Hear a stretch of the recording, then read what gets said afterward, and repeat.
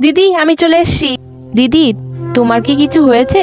জিয়া তোমাকে আমি আর কি বলবো, তোমার দাদা আমার বার্থডেতে যে গিফট করেছিল না আংটিটা, ওটা আমি কোথাও খুঁজে পাচ্ছি না। আমি মনে হয় হারিয়ে ফেলেছি। কি বলছো? ওটার তো অনেক দাম। তুমি চিন্তা করো না, আমি খুঁজে দেব। তুমি এখন বসো। পেয়েছো? জিয়া এটা কোথায় পেলে তুমি? দিদি ওই ওয়াশিং মেশিনের পাশে পড়েছিল। Thank you. জিয়া এই নাও তোমার 10,000 টাকা। এটা কি জন্য দিদি? আমি কি টাকার জন্য খুঁজে দিয়েছি নাকি? এটা না রাখলে কিন্তু আমি খুব রাগ করব। কিন্তু তুমি নকল আংটিটার জন্য ওকে 10,000 টাকা কেন দিলে?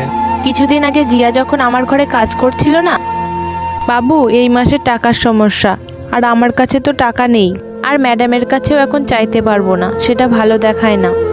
ঠিক আছে তুই রাখ, আমি দেখছি কি করা যায়। সেই কারণে আমি ওকে হেল্প করার জন্য এই ড্রামাটা করলাম।